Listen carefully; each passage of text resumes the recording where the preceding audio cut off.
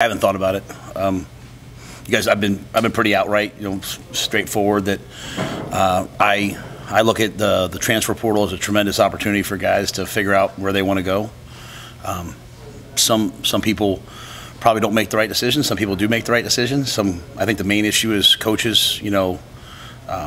Sometimes inducing people to leave places, for the wrong reasons. We probably have dealt with a little bit of that from other places. But I care deeply about all of our guys, and I want them all to go where they're going to be happy. So I haven't had anybody express to me that they want to do that, but that'll come. Some kids will, at some point, whether it's not now or at some point, we'll look into that, and I'll always be there as a resource for them. But I'm not, I'm worried about spring practice. Do you like the window that they're doing though, versus I hadn't really. I don't spend a lot of time thinking about things like that because they don't ask me my opinion. If they ask me, I have a lot to say. Probably I would prefer it was after our spring ball, so that guys would have some time to really make a very serious conversation. Like we'll meet with every player on the team the week after spring ball and just talk about how everything went and give them a kind of an opportunity to speak on their front. So we'll try to have really good conversations. I don't want them to feel rushed, to do that. So, but if it was up to me, we'd be playing the spring game probably a week later. So, then I'd have that same issue. So I don't know, to be honest with you. Did the guys come back with the intensity and retention that you wanted? I have to watch the tape to see. The retention seemed like it was pretty good. We introduced some new situations, some new things. So kind of the challenge that I gave them last week of coming back this week, it seemed like a lot of guys, I didn't think there was a ton of missed assignments or anything. I've learned over the years, not to judge practice based upon the way I feel out of practice, good or bad, right? So I like to watch the tape because, we're getting to the point now where so many guys are doing things right that when they do have maybe a bad play, it might just be one or two. So I'm anxious to see this tape, though. This is big for us. We're kind of one of those teams that, throughout the course of the week, build up and have really good Saturdays, and I want us to be a little faster starting. So just trying to get that done. So I had a team meeting today, which I normally don't do, just to kind of challenge them a little bit. So if it wasn't what I wanted, I have only myself to blame. So we'll see how the tape looks. We're going to talk to Garrett McGuire today. How would you evaluate his first stint as a position coach for you? I think it's been great. I think unfairly, I don't know if it's unfairly, but he's had a lot of people question, him, right? Which really honestly hurts us in recruiting. We're out there recruiting and people are following us, and they're like, well, I keep hearing this narrative. It's coming from our own people. I'm like, so we have to battle that a little bit. But, I always look at things in my life what I want my son to play for him, and I'd want my son to play for Garrett. I don't know if you guys probably don't see the second half of practice, do you? We do team outside, and they throw 7-on-7 inside. He runs the whole passing game. He knows the quarterbacks, progressions, running backs, tight ends, receivers. So I think I think the receivers are one of our stronger groups are coming on, and I think he's done a really good job. So I think as he starts to churn out NFL prospects, the top recruits in the country will realize that if they play for Garrett, they're not going to just get someone who's a hype guy. They're going to get a really good coach who's also going to care about them off the field. Matt, what's Isaiah shown you so far this spring? He's really, really, really dependable. He's talented, good hands, gets in and out of his breaks. But the biggest thing we're trying to express to this team is, dependability is one of the greatest traits you can have as a teammate and as a member of the team. If I know that you're going to be where you're supposed to be and do what you're supposed to do, and Isaiah's a guy, especially with his story, transferring in and then leaving the team, it leaves a lot of questions in terms of, hey, what happened? I've never really delved into it with him. I try to give everyone a blank slate. I think he's been awesome. I think he's a guy that can really help us this fall. Xavier looked like a guy who missed football last year. Just as far as his on the field, how he moves and stuff, or did he kind of jump right back into that part? I don't know. I never saw him before, so it's hard for me to detail that. I think Xavier's very talented. I think it's just about sort of the same thing, just the day-to-day grind. We have a couple messages we're trying to get across to the guys. Dependability being one. Just that competitive stamina of doing it day after day after day. But Xavier is straining himself off the field in the classroom at a level he's never done before, and that takes time. That takes a toll on you. And I'm very proud of Xavier for what he's doing off the field. But his talent's recognizable. It's just how much can we hone that in. You of course, knew a lot about Garrett from your experience with him as a player and as kind of a secondary type assistant coach. But what have you seen, or how have you felt about his ability to be in charge of the position and manage personalities, especially a group like these receivers where there's been so much turnover and change in this offseason?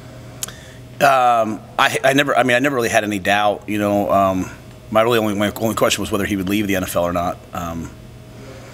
You know, the NFL's different, right? Like you might think that they're a secondary coach, but they run so much, right? They run so much of practice, and I think if you talk to like DJ Moore or one of those guys, you know, those guys making $18 million a year, they would stand on the table for Garrett. And I think the thing I get to see is like he would coach those guys hard.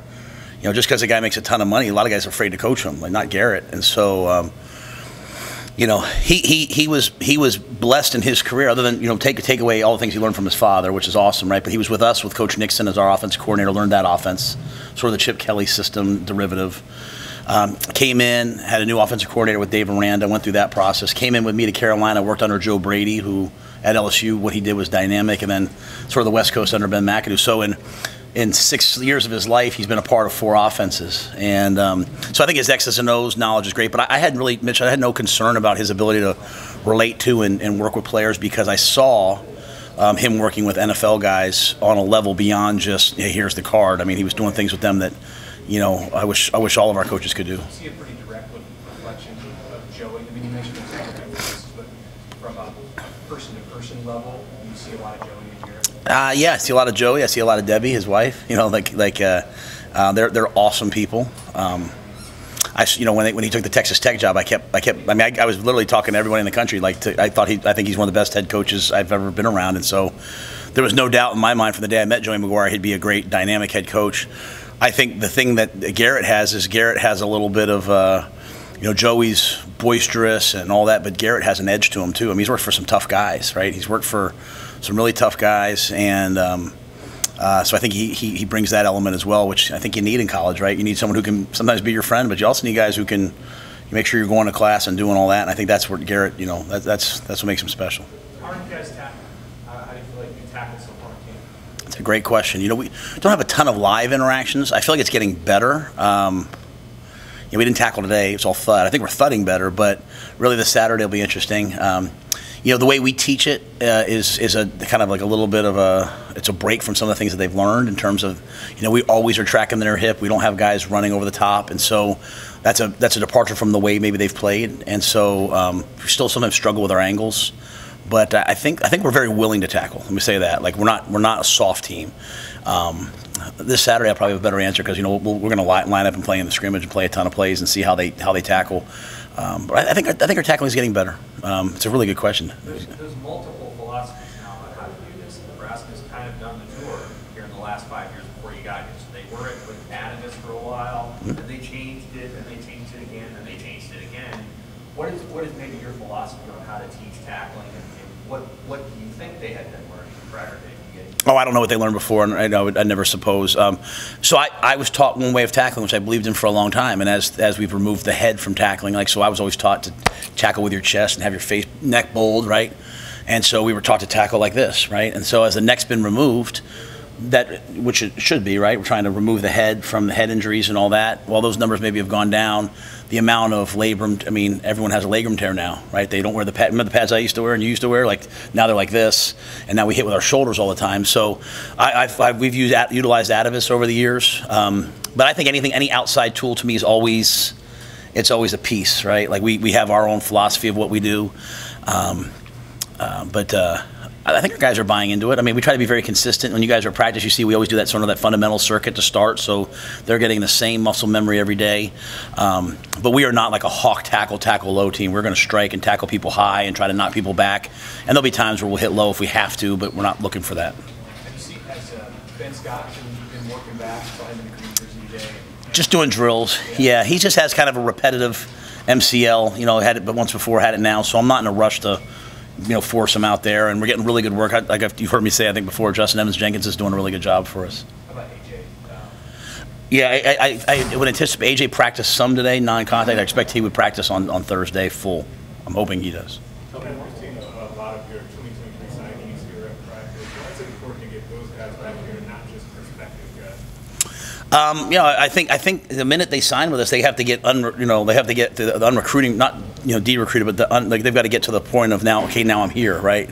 I see Garrett Nelson working out, and I'm always like, hey, make sure you're in shape now. That Ricky Minicamp comes around. So I think, once you go through that process of being recruited, picking your school, now it's about, hey, I want to get there and play. And so coming in and seeing the way that we practice, seeing the things that we do, I think it's good for recruits, it's good for parents, it's good for our players. When they show up eyes wide open. They're not intimidated maybe by hey, what's going to happen tomorrow. They kind of have a feel in their mind of what practice will look like. Matt, how do you feel like your quarterbacks have improved since the start of spring camp? Well, they've gotten a lot better. They've done a really nice job. That scrimmage, that Saturday live scrimmage, really helped them, I think. And since then, we mixed the live day in last week where they were live down the red zone. But I think that's really helping our quarterbacks. And just the repetition of again, when you're trying to get 4 quarterbacks ready, that's tough. So the repetition and the way we're practicing, always having at least 2, sometimes 3 drills going at once, to kind of the blueprint that Coach Osborne laid out. We're trying to maximize that so that they're getting a ton of reps. Would you be able to think about a format for the spring game? Yeah, it's just going to come down to numbers. I mean, if we're planning on playing a game, I'd like to play a game, and have it be competitive. That's kind of, I've done a couple years where I had to do like offense versus defense, but even that I've tried to make competitive. But my goal is for it to be a competition and just to play it out. Do you foresee the quarterbacks being live there at all? I would hope so. I mean, that's my plan. I mean, if they're live on Thursdays, they should certainly want to be live, I think, in the spring game. But we'll have to wait and see. You never know. Guy gets a hip or something. Maybe I don't want him to be live. I don't want to box myself into a corner because I always want to do what's right for the team, not what's popular. But I would like to see them play live. I think quarterbacks play way better when they're live, to be quite honest. Other than Isaiah, which receivers are emerging for you? Which ones do you think are doing a good job? I think they're all doing a really good job. I think 2 guys that we don't talk about enough are Alex Bullock and Ty Hahn. Bullock is, he was out for a little bit with a knee, but really, really, really explosive player. Makes a ton of plays. Ty's done a really, really nice job as well. Billy is an established player. He's had a really good camp. I've started the process now, cutting back his reps. So he's still out there working every day, but I've cut back his reps a little bit, just trying to get some other guys. Fleeks was out for a while. Josh is back. Really trying to get Josh up and running right now so that he's taken off. Obviously Marcus played a lot of football. Xavier's, trying to get him going again. But I think the group's a good group, and we got guys that. We got guys that can fill in and play a lot of different positions. We need a Z, we need an X, we need a slot. And Roman Mangini can just run right in there. Man, he's going to get reps. So that I don't ever want to undermine that. People talk about receivers sometimes. It's from the recruiting process on. It's like I'm an X receiver, and then they get to the NFL, and it's like I better be able to know all 3 positions and play special teams. So we're trying to build that culture so that they have a chance to make it. How many talented receivers over the years have you guys seen leave and go off to the NFL and just never quite have a great career because they don't understand that receiver in the NFL is about 2 guys, and then after that it's you're a special teams player or you're really smart. So we're trying to build that into our guys right now, and so having guys like that buy into that are good. So I like the group. I just we'll be counting on some of those guys we're bringing in, the young kids. They're going to have to help us with a flash here or there. But I do like the group. All good.